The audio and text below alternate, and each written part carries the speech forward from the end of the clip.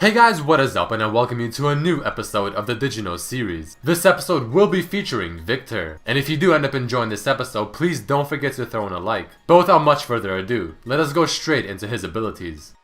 Viktor seems to be the only champion whose passive gives him an item which must take up an inventory slot without having a choice. And the hex score cannot be sold back to the store, meaning once you upgrade it, it cannot be changed, so choose wisely. The shield on Viktor's Q is delayed rather than being instant, and if the target dies while it is in flight, it will still give Viktor a shield on the return.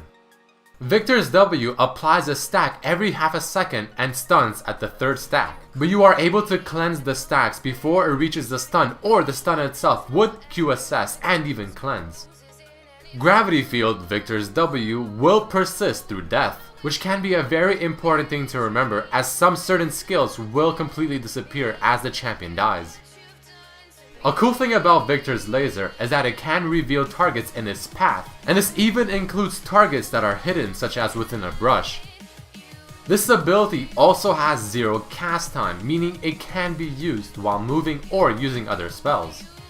Viktor's Q, W, and E can all be blocked by Spell Shield, but his ultimate will only be blocked for one instance of damage, which can either be the initial burst damage that it applies as you activate it, or the periodic damage it deals while the cloud is active. Much like Viktor's W, his ultimate's cloud will still persist after death. The only drawback is the fact that the cloud will now not auto-follow the nearest champion as it usually does when Viktor's alive. Alright guys, let us go into some cool facts and lore about Viktor. Viktor's designer was someone named Hephaestus, who also made Talon and helped with the making of Jace. His voiceover artist is someone named Owen Thomas, who is the same person that did the voiceover for Twisted Fate. Within the Mac launch video, you can actually see Viktor's robotic hand. Did you know that within the year 2011, Viktor was the last champion released? Viktor's rod changes color based on which upgrade you buy, since they all have different color codes. Viktor shares some similarities with the Deus Ex series, where transhumanism and human enhancement technology plays a big role. Some other similarities that he shares is with Doctor Doom from Marvel and the Tech Priest from Warhammer 40k. Viktor's dance refers to the Melbourne Shuffle, which originated in Australia. Apparently, Riot members tend to refer to Viktor as Hexmage.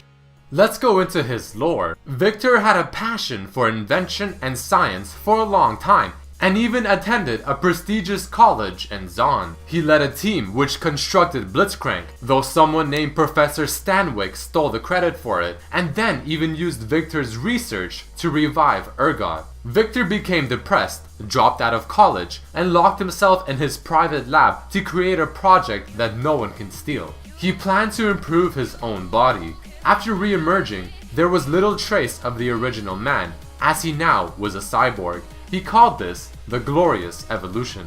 To him, the future involved hextech augmentations to the human body to surpass its limitations. He later joined the League to test his inventions against the best and to find any weaknesses.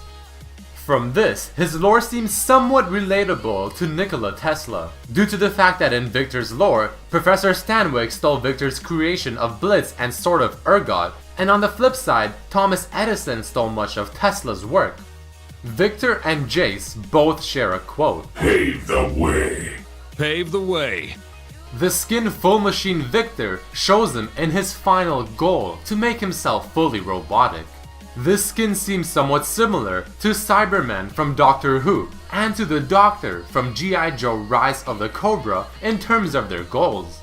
Creator Viktor shows him as the maker of all the battle cast skins, such as Cho'Gath and Urgot for his group called The Evolution. This artwork also showed Battlecast Vel'Koz before he was released, on top of also hinting at what looks to be Battlecast Skarner at the bottom and Kog'Maw somewhat in the middle. Viktor is of course friends with his invention Blitzcrank and the creature his research resurrected, Urgot. But his rivals include Jace, who is a charismatic inventor from Piltover, which Viktor sees as an obstacle to his glorious evolution. As a small FYI, the two, Jace and Viktor, had a battle where Viktor won once, stole a crystal from Jace, which caused Jace to make his mercury hammer that he uses currently in the Summoner's Rift. From this, he then assaulted Viktor's lab as a retaliation attempt, and he ended up destroying the crystal that Viktor stole from Jace. His other rival is Oriana, though there is so far no reasoning as of why. Probably something to do with the fact that she used to be human but turned into a robot.